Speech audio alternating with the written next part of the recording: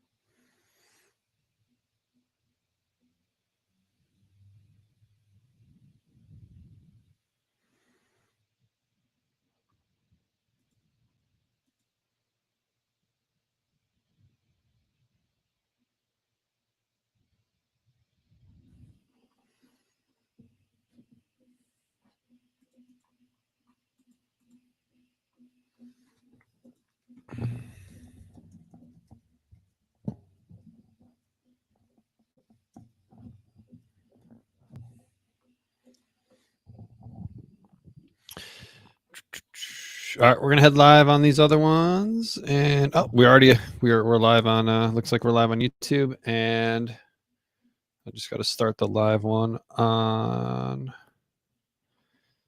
Facebook, and then we're good to go.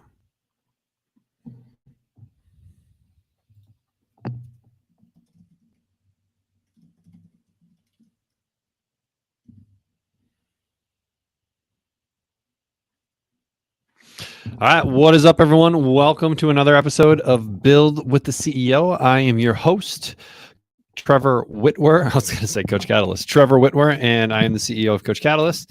And I'm excited to be here to talk through some stuff.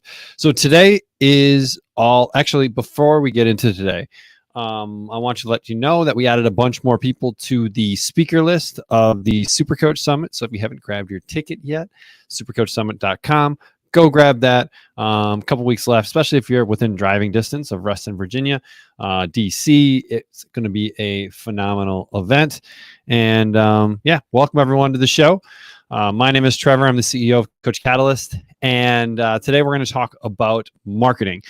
So a lot of people on our list are kind of gearing up to run a program called Back to School. So it's a program we created at Coach Catalyst to really capture the market during this time of heightened awareness, which is the back to school time.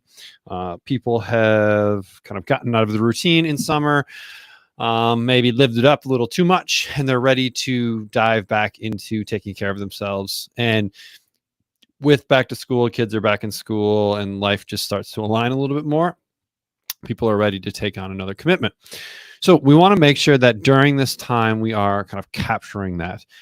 And while the program is great, we've developed it inside of Coach Catalyst. It's called Back to School. And we've also developed one called Back to the Basics. Exact same thing. It just doesn't have the back to school branding, if that makes a little bit more sense with your business.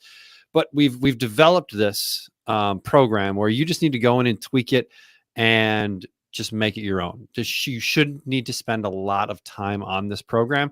One thing I would look at are like the actions, making sure the actions align with how you want to coach your clients. We've evolved a little bit at my facilities on how we coach actions. We typically have anywhere from 4 to 7 daily actions that they hit during a challenge.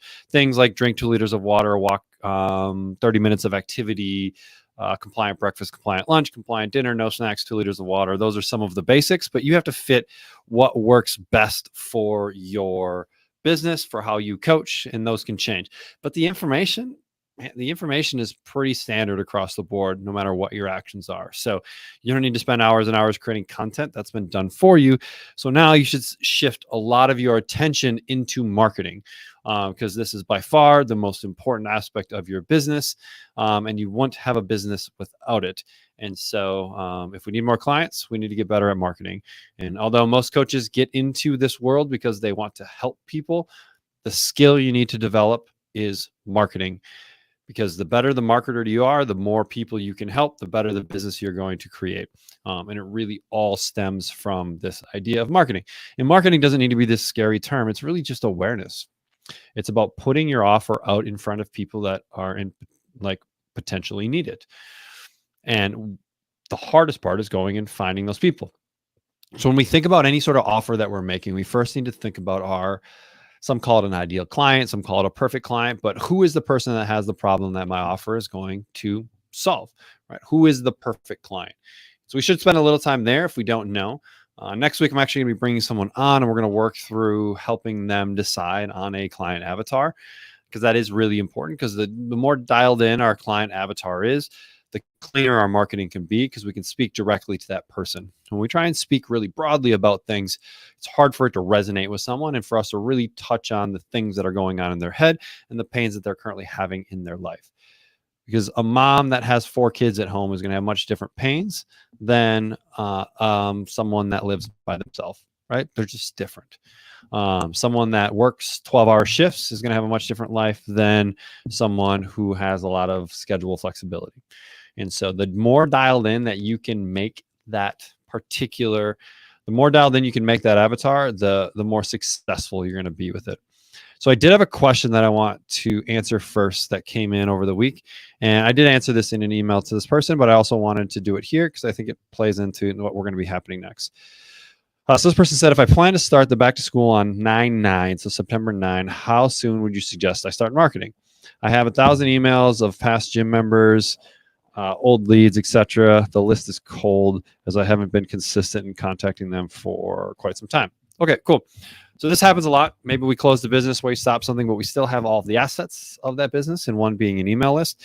If someone is running their back to school starting 9/9, I would suggest marketing now, because we probably need at least a week of just kind of warming people up, sending some information that talks about goals, just starts to kind of hint at what we're doing and starts providing value around this idea of spending 6 or 8 weeks dialed in to help make a big improvement in their life. And so that should start now. So if someone's going to run it 9/9, they should start now. Our goal at our gym is to start 9/13. That's a Friday. And that's when their initial kind of Friday, Saturday, Sunday, those prep days go out. And then it officially starts on the following Monday, which would be what, 13, 14, 15, the 16th of September. For us, we found that to be a good time after Labor Day. People have settled in and it works well for us. So that's how we roll. But you can do whatever you want. This one was $99.99. So 1,000 emails, cold. What should we do? Number one is, I think if you're starting to reach out to a cold email list, you just need to be very honest with your first email. Kind of reintroduce yourself, maybe talk about why you went into hibernation. If you did some education, did some other things, let's talk about that. And then kind of lay out what they can expect from you moving forward, right? How are you going to provide value to them on the email list? And then inviting people that aren't interested in it to unsubscribe. Unsubscribes are a good thing. They used to kind of hurt my ego with unsubscribes a while back, just because it's like, worked hard to get that person on my email list, and now they unsubscribe, they don't like me. It's really not the case, right? Unsubscribes are actually good because we pay per, like, a person on your email list costs you money. And you only want the people on your email list that are engaging with your content and that are willing to invest in your services. Those are the only people you want. Cool. And if someone else doesn't want it, like, that's awesome. Like, cool, move on. Maybe they come back in the future, but we don't want to spend a lot of time on trying to help people that don't want help. That is probably the fastest way to frustration as a coach, is trying to help a bunch of people that really don't care, right? You care more than they do. That's not a recipe for success. So we got 1,000 emails on the list. Email number one should definitely be around just reintroducing yourself, talking about what's going on and how you're going to help them.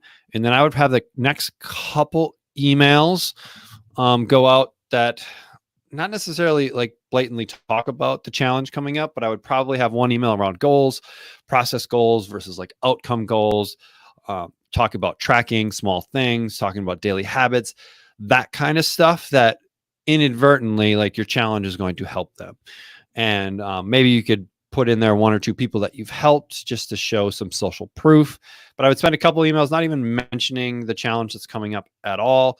And then probably after about a week of that, I would then move into starting to talk about the challenge and how you've created this something to help solve XYZ problem. And potentially I would offer it at a discount or something like that to the email list as a way to get them to jump on it right away and to re-engage that list. If we do ultimately want clients from it afterwards. If we don't want clients from it afterwards, cool. Like, that's not a big deal. Then we don't necessarily need more volume. You have to decide on what's the purpose of this challenge. Is this purpose of this challenge to just run an 8-week challenge? Cool. Then charge $500 for it. Because I'd rather have you get, 2 clients at $500, which is 1,000, versus 10 clients at $100. If afterwards you don't really care, right? And you're not trying to move them into regular coaching. So that's how I would start. I would start right now. I would start with that intro email, and then I would start with some value emails, and then I would introduce it probably in about a week or two, talking about the challenge, and then I would open the doors probably 2 weeks before. That's a pretty good time frame. You could shorten it up a little bit if you wanted to open it up for a week. If any of you guys were following our stuff, our little launch with this back to school, we opened up it. Ours was quick. We opened it up last Friday, and we ran it through the weekend and then closed on Monday because we were promoting some other things at the time. And so launches can be less than a week. They can be a week long if you want to. It's really up to you. But I found kind of that sweet spot is 7 to 14 days, 7 to 10 days being pretty good from a hard launch standpoint. So that's how I would go about it. And then I would go after that list. And I wouldn't do a sign up here button. I would have them reply, like a reply to, like reply with X, reply with challenge if you want to learn more, because we want to start a conversation, right? We don't necessarily need or want them to sign up right now. We want them to just reply back to us, because now we know that they're interested, and now we can help them with their decision. That all of coaching should revolve around that. Most people aren't doing coaching at such a high volume. So like you have to send everyone to buttons to be able to do that. And they're a little bit more committed with that reply. It's kind of like a micro commitment. So it's a good way to get them to do that. So, all right, today I wanted to talk about some marketing strategies that you can use right out of the gate, no matter what stage you're at in business. You could be a seasoned business owner that has a large list and a lot of clients. You could be a brand new coach that doesn't have any clients and just looking at getting started. We all have assets that we can deploy, and we all have networks that we can utilize. And much of what we're going to talk about today is just as relevant for the brand new coach as it is for the seasoned coach. Sometimes if you've been in business for a while, you forget about the basics that got you to where you are, and you're kind of looking for these fancier things. But the basics always work. They always work, and they've worked since the beginning of time. And they just slightly change based on the mediums that we have available to us. Social media, for example, is a medium that we now have available to us. But we still have the mediums of every door direct mail. We still have the mediums of shaking hands. We still have the mediums of conversations. And we'll kind of cover a few of those. So today I'm going to cover 3 major ones because I don't want this to last 10 hours. So I'm going to cover 3 major ones. And feel free to drop questions into the chat. I know there's a bunch of people on Facebook, so use the Facebook chat there. The comments, that works well for me. And if you're on Riverside hanging out, feel free to use the chat there. And I think I got it going on YouTube. So if you're on YouTube, you can use the chat there as well. And I've got this thing. I've got it up everywhere. So I'll just kind of pull that up as we go along. So I want to start with the first one with like what everyone has access to. And this is your personal reach. So if you're in the middle, there's a bubble around you that is 1 degree away from you, where you could literally send an email, you could open your phone, send a text message, send a DM, things like that, where you have direct access to people. So we all have networks. We all have direct networks right now. And that is where I would start. Okay. Number 1 is letting people know about what you are doing. That's it. I actually had this is kind of funny because I had a friend reach out to me, and I wouldn't even say a friend, an acquaintance reach out to me on Facebook Messenger about a week ago. Not even, maybe it was early this week or the weekend. I don't remember. But I had a friend reach out to me, and he recently became a financial advisor. And he was a guy that I played basketball with back in the day, and I'd known he'd done a few other things, and we just kind of very, very loosely stayed in touch. And he just reached out on Facebook Messenger, was like, "Hey, just want to let you know that I have joined a financial firm, and I'm a financial advisor, and here's kind of how I help people. Would you be interested at all in learning a little bit more about what I'm doing, and if it makes sense at all with you?" Right? Just really simple, really conversational, and just seeing if you can help them more than anything else, right? So it's the same thing, right? Hey, I've created this new program called Back to School. It helps XYZ person achieve XYZ results. This is the first time I'm running this program, and so I'm looking for a few beta testers to run through it for me, to really give me some feedback and testimonials. And just wondering if it's something that would help you at all. If it would, just let me know, and I can tell you a little bit more, right? Keep it conversational, keep it light. And vast majority of people aren't going to respond. The vast majority of people will say no, and that's cool. You're not looking for majorities here. You're just looking for a few people that are in the right place at the right time. You put this in front of them, and they're like, yes, that's what I need right now. But we don't get to decide who the people are and when they are ready. So we just have to do a volume piece with this. And so we have a few things at our disposal, right? We have email, potentially an email list. Hopefully you're building an email list. If you're not, that's something that we should start building right away.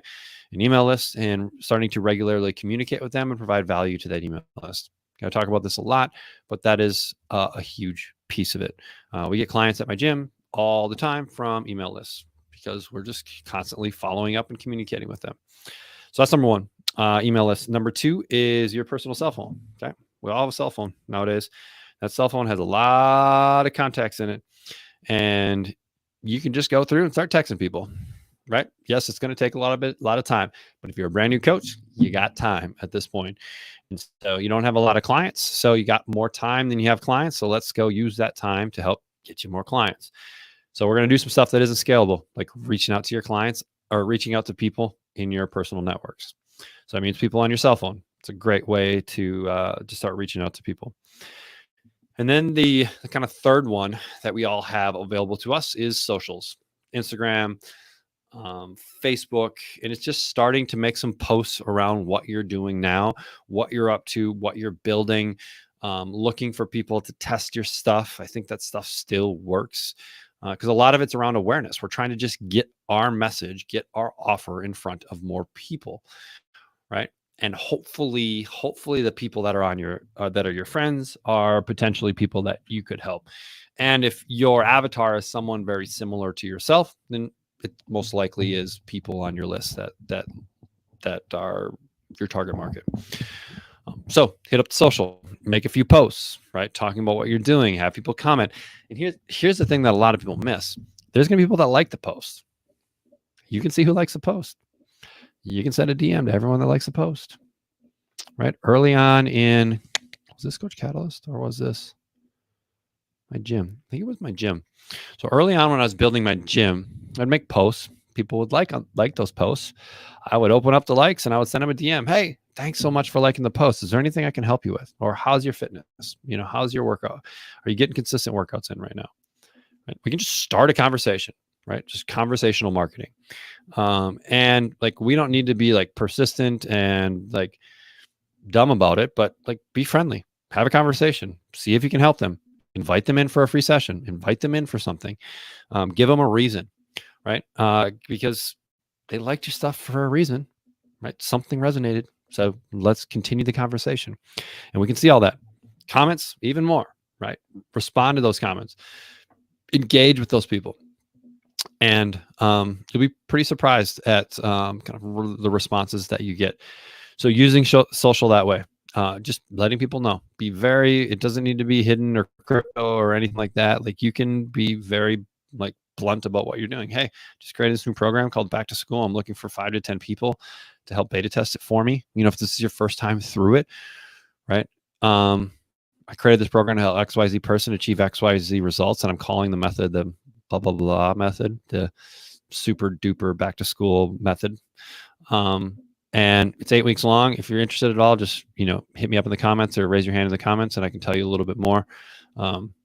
And yeah, I don't think it needs to be anything complicated. Try stuff. Like, at the end of the day, there is the unfortunate part with marketing is we kind of have principles, but we don't always know how well they're going to hit. We just have to put some stuff out there and see what happens. But I think a lot of coaches are afraid to put stuff out there because we don't want to look stupid, or we don't want to look brand new. And both of those are hindering you, right? Because everyone starts somewhere, right? And you need to start coaching people to get experience. And so let's start coaching people. Let's get some people to raise their hand. So that's number one, starting with personal stuff, personal places that you have access to, cell phone, social, if you have a network of clients already, right? What are things that you directly have access to right now? Okay. All right, let's move to the second one, which is giveaways or scholarships. So this plays in a little bit into the personal aspect of it, but it gives more people a reason to raise their hand. None of this stuff is new. This stuff has been around since the beginning of time, right? Remember when you walked through the mall and there was a big truck sitting there and then there was a raffle to sign up to win this big truck, right? It's the same thing. We're just changing what we're selling, right? We're not selling a truck. We're selling an 8-week transformation package. And all they need to do is put their name in, or all they need to do is comment, like, and share whatever you decide to do for your particular giveaway. Or if you want them to fill out a form, or they need to apply an application type giveaway, like, it doesn't really matter what the mode is, but this idea is I'm going to give something away for free. All you have to do is give me your name and your email or whatever. It can be a form they fill out, and boom, like, then you give one away for free. And everyone else that didn't win, guess what? They get a discount on the program. Everyone is a runner-up. That's the secret of the giveaway, is you're going to have a winner. They're going to get everything, right? We give that away. But then everyone else, they won second prize. So that's a way then to be able to follow up with all of those other people and kind of congratulate them for getting second, for being a runner-up. And as a runner-up, they get $200 off the program, or this or that. And then you start that conversation, have that conversation, and help them be successful. So that's what we would call a giveaway or a scholarship.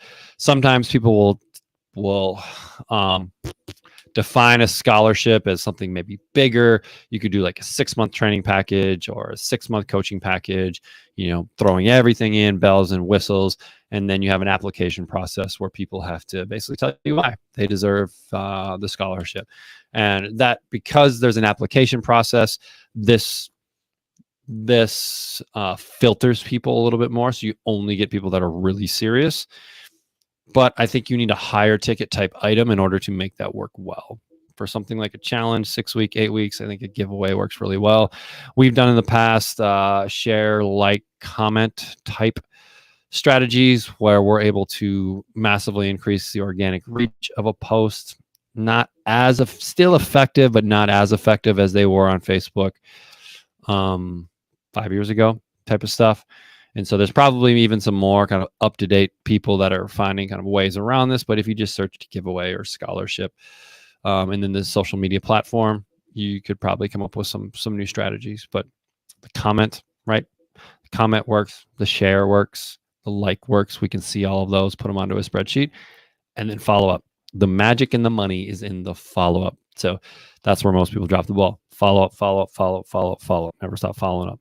Okay, so that's number 2, giveaway or a scholarship. Really easy one to execute.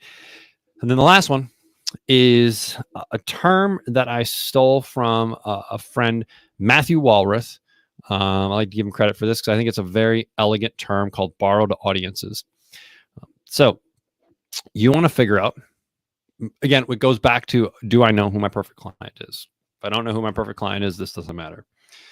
So if I know who my perfect client is, if I know who my ideal client is, now who has access to those people, or who has culminated an audience of those people?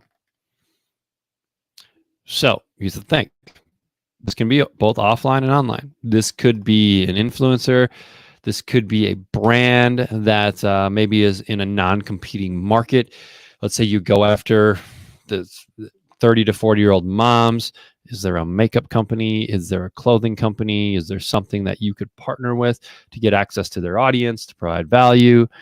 In the offline space, we've done this with local boutiques where we give away a pair of jeans, and we kind of go into it with the boutique, and we have access to the entire boutique's email list and their social media following and all of that.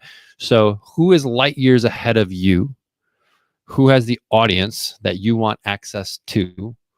And then how can you create a win-win, or really a win for that person? We don't necessarily need to win early on, right? We want to make a big win for that person so that they want to do this again and again. And a good analogy that I got a while back from a guy named Dan Martell was, who is the bullet train that's speeding down the tracks that you can take your little hook and you can grab onto and you can ride the bullet train, right? Bullet train's going by. I got this cool little fish hook thing. I'm going to throw it, grab it onto the bullet train, and I'm going to ride the coattails of that bullet train all the way to the bank. So who are those people, organizations in your space that you can start creating relationships with? So here's a few, and we don't need to think like massive examples. Just think about, like, if you're a nutrition coach, how many fitness facilities are within a, let's call it a 1-hour driving distance of where you live, that you could partner with to provide value to their audience? They have a bunch of people that come to the gym, right? What if you ran a challenge for their gym and you did all the work and they got paid because of it, right? And maybe the first time you pay them 60%. Think they're going to want you to come back and do another one? Absolutely, they will, right? And so finding these audiences that you can go in and provide value to, that someone has already spent money, time, energy to build. So where are these borrowed audiences? And there's also free borrowed audiences. Think about all the different organizations that are within a 1-hour driving distance of where you're at. Because if you're an online coach, like, you'll drive an hour, right, to get a bunch of new clients, because the physical offline piece doesn't matter, because you're a virtual setting. You have chosen to do your business in a digital format, which is sweet and awesome, which now you don't have the same limitations that a brick and mortar is. I'm not going to go get clients that live an hour away. We have a few clients that drive like 45 minutes, but I can't make or break a business off of them. So for you as a coach, like how far are you willing to drive to go meet people face to face? Are you willing to drive a couple hours? That's going to be a big circle around where you live. That's going to be a lot of people that fit in that circle. And I would bet that you can build a pretty nice business as long as you're willing to put in a little bit of time. Because we think that because we have a digital business, or we want to have a digital business or an online business, that we have to do everything online, where you're actually going to get to where you want to get to a whole lot faster by offline marketing. Because if you stand in front of a group and you give a killer presentation, you provide a ton of value, and they were the right people, you had the right people in the room, you are automatically going to be deemed an expert because you stood in the room and educated for 20, 30 minutes. And you're going to move them through this know, like, and trust factor much, much quicker. And you're going to be much more likely to sign them up as clients or move them into one of your programs. And maybe you spend, maybe once a week you go and do these things, right? What kind of groups are there? Are there entrepreneurial groups? Like, again, it comes down to who is your perfect client, right? Are there networking groups? Are there social clubs, like things like, or social good clubs like a Rotary or a Lions, or insert all of the other ones that are in there, right? They're always looking for speakers. Are there women's clubs, right? Are there women's business clubs? Are there local small business club? Like, I mean, there's clubs for everything, but you got to do a little legwork and find out where those clubs are, right? And then we even go digital, right? Who has Facebook groups that you could come in and provide a ton of value to? Sometimes it just takes getting a little creative. And if you want it bad enough, you're going to be willing to go out and do some of these things that aren't always scalable, but that's okay, especially early on, because you have more time at this point typically than money. And so let's use that time wisely. So this comes down to partnerships, or what we would call borrowed audiences. So again, define perfect client. And then where does that perfect client frequent? What clubs are they already part of? What groups are they already part of? Where are they already going on a regular basis? Right? If I wanted to attract golfers, right? If I was a golf fitness expert, probably a good idea for me to partner with all the golf clubs in town and give free trainings, free education to all the golfers, or just hang out at the club, probably become a member of the club, right? Chit chat it up with people, and maybe even pay the club an affiliate fee for every person that I get. Or there's all of these like simulator businesses around. I could hole up there, right? There's lots of, we just got to get a little creative. And if we know who our client is, our perfect client is, we know what their pains are. And if we can get that really, really dialed in, then we just go find those groups and then go provide a ton of value for them. But again, this is a longer play. This is not a probably get clients right now play. Your faster way to get clients right now is through that personal outreach, is through the 1 degree away. If there's any groups that you've spoken to, or people that you've spoken to, or things, or ex-clients, or things like that, we can get those right now, right? The giveaway, the scholarship, those are more right now things. But some of these partnerships, borrowed audiences, those take a little bit longer, but kind of like compounding interest, it starts to ramp up over time, right? And if we hook ourselves to the right bullet train, and that bullet train is going down the tracks at 200 miles an hour, they're going to throw off a lot, right? And that's where we want to catch that stuff. And then you're only going to grow until you become your own bullet train, right? So that's what we got today. We've got the personal aspect, we've got the giveaway, the scholarship, and then we've got the partnerships.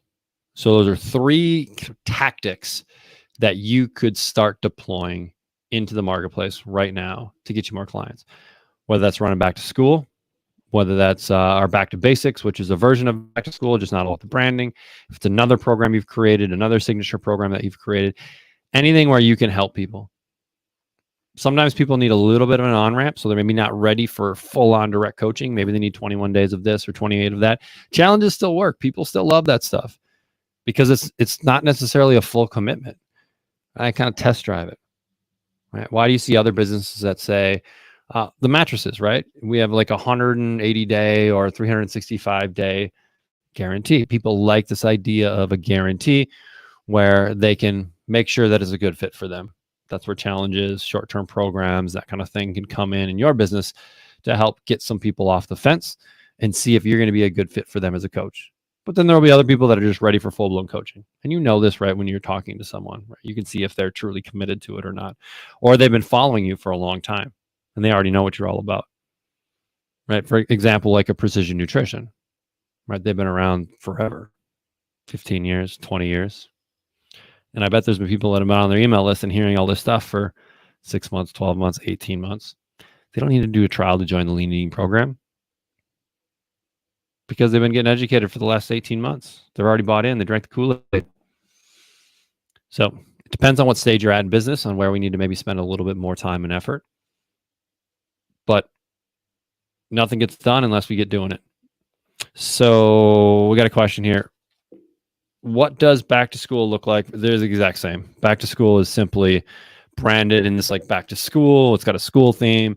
It's got like the pencils and the chalkboards and all of that kind of stuff. It's pretty much the exact same content program. It's just not themed for back to school.